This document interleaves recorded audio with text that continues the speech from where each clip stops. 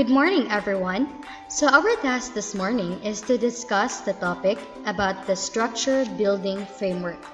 So, our discussion is based on the article written by Morton and Gernsbacher. So, let's start. So, structure building framework is a theory in reading comprehension developed by Morton and Gernsbacher. So, reading comprehension, as we all know, is the processing of information to extract meaning, and specifically, we are creating meaning from the text we have read or encountered. In structure building framework, the main goal of comprehension is to build cohesive mental representations, or what we call as structures. So, this refers to the outcome of the reader's text comprehension processing. So, the reader's mental representation is made up of three things. First, information that is directly learned from the text. Second, information related to the text. And third, are the inferences generated from the text, which are the assumptions that readers make in connecting the given information in the text to the information that is not currently in the text, so reading between the lines. So the building blocks of mental structures are what we call as memory nodes. It is believed in this theory that memories are represented by nodes, and the links between them vary depending on the strength of the connection. So memory nodes are activated by stimulus or stimuli, so like new or familiar incoming knowledge. So once the memory nodes are activated, they transmit processing signals. So these signals, they either enhance or suppress. So one important note to remember is that these processes are automatic and is unconscious to the reader. So we don't really spend time analyzing how we encode a certain information into our brain, right? So it just happens automatically. So for example, when you hear a topic about basketball, so your brain will automatically generate ideas related to the topic. Like you'll think about your favorite basketball team or your favorite basketball player. That is, if you have prior knowledge about the topic. But if you have no background knowledge about it, then your brain won't have these unconscious thoughts. At best, you will think of basketball as a sport. So it really depends on the strength of your background knowledge about a certain topic. So there are three steps in structure building. So the first step is laying a foundation.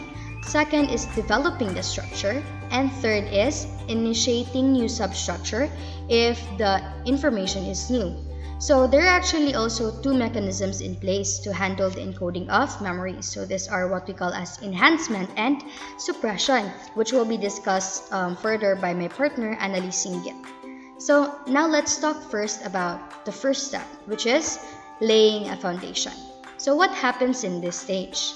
So in laying a foundation, this happens when a person encounters something new. Or encounters a certain information for the first time. So anytime your mind encounters something new, it is how we create, or it is how it creates a new memory node. So in this process, comprehenders, they actually spend more time reading the first part or the first segment, such as the first sentence in a paragraph. This is because the first segment of a word or a sentence or the picture serves as the foundation for mental representations for a larger unit. So kind of like building a house. So the first step is like laying the foundation in a house, right? So kind of that in that path of thinking. So your brain is undergoing a heavier processing load in taking in something new. So another important idea in this process is that the first sentence in a passage serves as an optimal cue for remembering the rest of the story. So that is why readers, when they hear the first segment, like the first sentence, they have the bigger chance to remember the rest of the story because it served as the foundation of that certain memory. So this is what we call as the advantage of first mentions. So in this process, basically when a person encounters brand new information, this will be stored to what we call as memory nodes. Alright, so now let's move on to the process of mapping and shifting. So after our minds encounter something new and a foundation is then laid in which to store this new information, so this new information is then mapped onto the structure. So mapping an incoming information happens when it coheres or if it is familiar with your prior knowledge. So the first process is like the laying of a foundation of a house. Now, in mapping, this is when the framing of the house begins, kind of like the bones of the house. And in mapping, the information is stored to that particular memory node. But as less coherent or familiar information comes in, the mind then shifts and substructures are built near that memory node. So that process is what we call as shifting.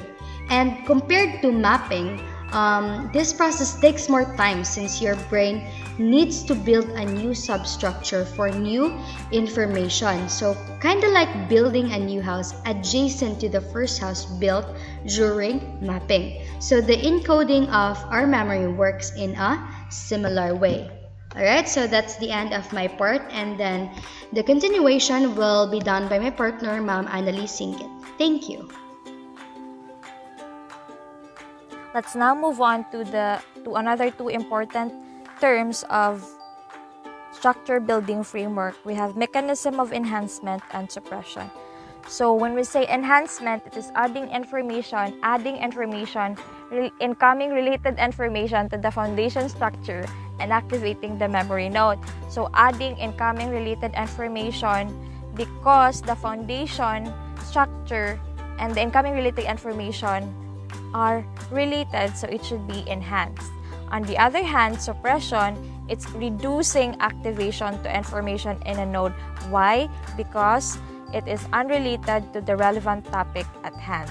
For example, we have a table here. On the left side, we have sentences, and on the right side, we have test words, hit and drink. So how we're going to apply suppression and enhancement here? So first sentence, Jack tried to punch. Hit, test word hit, is related to the appropriate meaning, which is the word punch. So the information is enhanced because punch here means to hit in the face or to punch in the face. And the test word drink is related to inappropriate meaning, which means suppressed. Yeah, suppression applies here because drink is completely unrelated to the punch. However, on the second sentence, Jack tried the punch. So test word hit is inappropriate, related to inappropriate meaning, which means is-suppressed na siyang information. But test word drink is related to appropriate meaning because punch here is a drink. It is a combination of alcoholic and non-alcoholic beverage based on Merriam-Webster. So drink here is enhanced. Okay? Pero what about the last two sentences? Jack tried to bluff and Jack tried to roll. So these two sentences are completely unrelated to the test words. What will happen? So we'll go back to shifting, which was discussed by Johanna earlier. So if the sentences or the incoming information is completely unrelated to the topic at hand, readers may shift and use that information to begin building a new structure. So once again, just a reminder, if incoming information is related to the current structure, then activation of that information is enhanced. When information is not related to the current structure, then activation to that information is suppressed. Okay, so what about to the readers? What is the implication to the readers? Okay, so the author of Structure Building Framework used the word comprehenders. So skilled readers have a strong suppression mechanism and can therefore suppress irrelevant information right away. So we have no problems with skilled readers. However, less skilled readers lack a strong suppression mechanism. This is where reading comprehension impairment would come in for less skilled readers. Okay? This doesn't mean that they don't have the mechanism of enhancement. It's just that their mechanism of suppression is weak. Okay? To conclude, structure building model or framework helps us explain the difference between skilled and less skilled readers, and it points out the importance of reading strategies how to discern important information like the mechanism of enhancement and suppression, and connect readers to their background knowledge. Okay, so that's all about structure building framework. I hope you learned something from us. Thank you so much for listening.